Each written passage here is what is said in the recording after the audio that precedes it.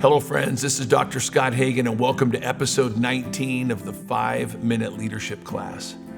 I often remind myself in leadership that if I want to be an impact leader, I have to do a couple things very well. First, I have to keep my cool and I have to keep my promises.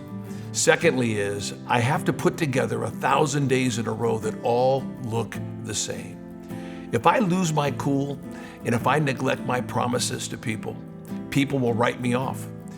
If I am not able to put together 1,000 days in a row that all look the same, meaning this, that something about today looks just like yesterday in my life, and something about today looks just like tomorrow. What we're doing in leadership when we put together those 1,000 days, 2,000 days, 3,000 days in a row, is we're taking away the guesswork people have about what kind of leader or person is coming through that door. So I got to keep my cool, I got to keep my promises, and I got to put together 1,000 days in a row that all look the same. So how do we do that?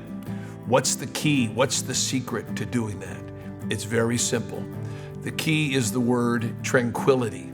I want to introduce that word to your leadership vocabulary, tranquility.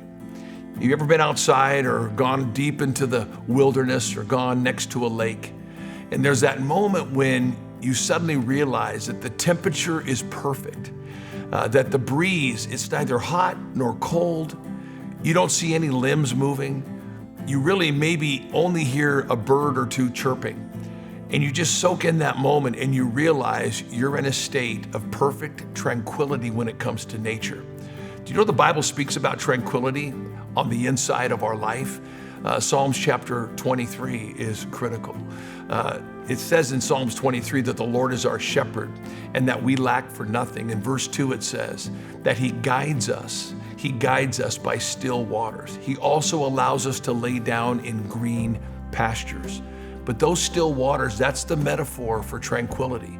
It's critical in a leader's life that they do not lose their sense of tranquility. And when they're walking through very tumultuous times, they have to have the discipline to know how to reestablish tranquility, how to find still waters, how to be able to lie down in a space that's living. That green grass means it's a living space. Those still waters means it's a tranquil space. If I lose my tranquility, I will lose my cool. I will neglect my promises.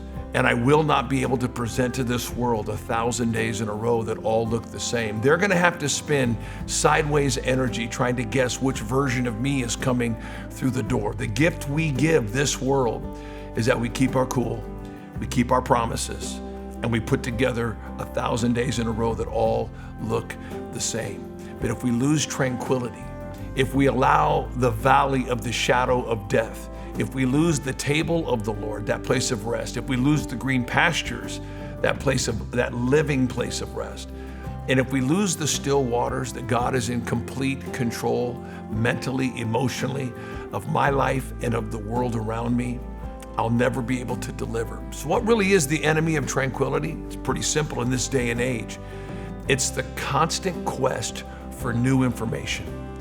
We are terrified at being late to the new. So we're in this search in this social media world, our internet world, of constantly, almost like a gold rush, of trying to be first to the new. And in that, we lose our restfulness by becoming restless in leadership. We lose our tranquility.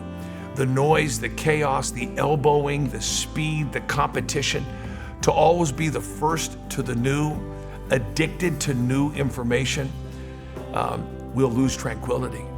You know, Daniel says in his closing chapter, Daniel chapter 12, it says one of the characteristics of the end times is that people would be running to and fro throughout the whole earth in search of knowledge. They could not settle on anything that is true. We seem to be living in that day right now where people are addicted to new information, and we are addicted to being first to the new information. That constant restlessness, that loss of tranquility, that loss of still waters in our life is going to destroy our ability to think, to reason, and to rest. We will not be able to keep our cool. We will not be able to remember our promises to people. And we will not be able to put those 1,000 days in a row that all look the same. the mission critical foundation of leadership. If we lose our tranquility, all of those things cease to be. So I encourage you today, put tranquility at the heart of your leadership vocabulary. Say, Lord, I need the still waters in my life. I need green pastures in my life in order to keep my mind and my emotions, my strategic thinking ordered. People need us to be consistent. They need those 1,000 days. They need that emotional control. They need us to remember the promises that we've made to them. So tranquility is the key. Don't let anything steal it from your life in leadership. God bless you. Lead well, lead strong.